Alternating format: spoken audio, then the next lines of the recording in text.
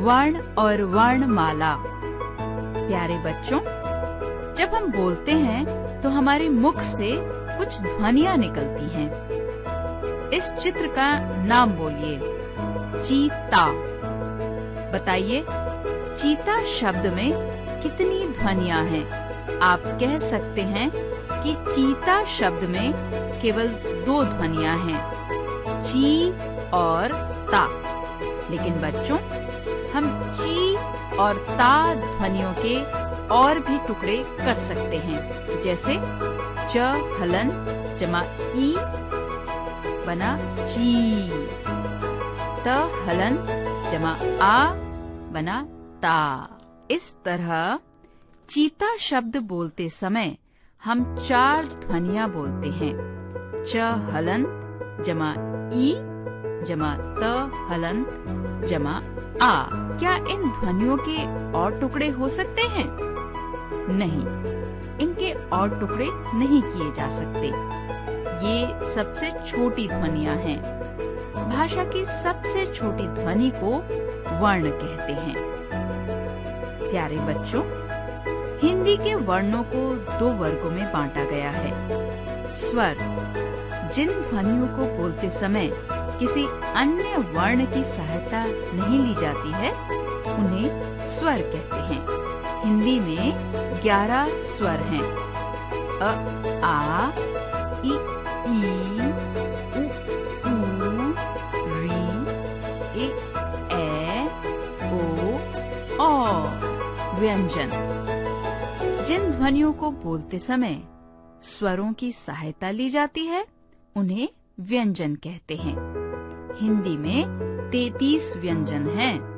क, ख, ग, घ, ण, च, छ, ज, झ, ञ, ट, ठ, ड, ढ, ण, त, थ, द, ध, न, प, फ, ब, भ, म, य, र, ल, व, श, श, स, ह। स्वरों और व्यंजनों को मिलाकर हिंदी की वर्णमाला बनती है। वर्णमाला में सारे वर्ण एक निश्चित क्रम में लिखे जाते हैं, यानी कि वर्णों के व्यवस्थित समूह को वर्णमाला कहते हैं। बच्चों, ध्यान देने वाली बात यह है कि सभी व्यंजनों में अ की ध्वनि मिली होती है। जब कोई व्यंजन बिना स्वर के लिखा जाता है तो उसके नीचे एक तिरछी रेखा लगाते हैं। इसे हल चिन्ह कहते हैं। जैसे क हलंत, च हलंत, र हलंत, प हलंत।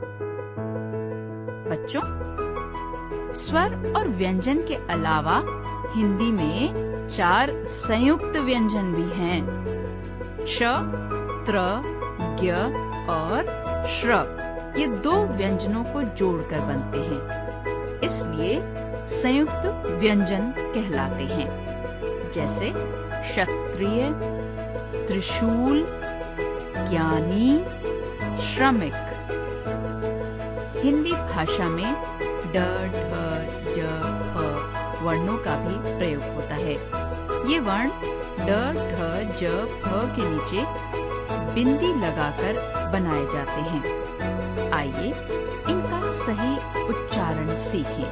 ड, डमरू पकड़, ढ, ढोलक पढ़, ज, जल जमीन, फ, फूल फिल्म। बच्चों, क्या आप इन वर्णों को पहचानते हैं? जी हाँ, ये हैं अंग और अह, यानी अनुस्वार और विसर्ग। ये भी हिंदी वर्णमाला के अंग हैं। ये दोनों स्वरों के ठीक बाद आते हैं। इन्हें आयोगवाह कहते हैं, क्योंकि ये ना तो स्वर हैं और ना ही व्यंजन। है ना मजे की बात? आइए इनके बारे में और जानें। अंग यानी अनुस्वार, इसका चिन्ह है ये। इसका उच्चारण नाक से किया जाता है। अनुस्वार वाले कुछ शब्द हैं पतंग, बंदर, झंडा, बंदूक। अह यानी विसर्ग, इसका चिन्ह है ये। इसे 2 बिंदुओं के रूप में लिखते हैं। यह निशान अक्षर के बाद लगाया जाता है। इसे बोलते समय ह जैसी आवाज आती है, जैसे प्रातः, नमः। बच्चों, आइए अब अनुनासिक या चंद्र बिंदु के बारे में जानें। इसका चिन्ह है ये। इसका उच्चारण नाक और मुंह से किया जाता है। चंद्र बिंदु वाले कुछ शब्द हैं दांत, चांद, सांप, मूंछ। हम बातचीत में इन ध्वनियों का बहुत प्रयोग करते हैं।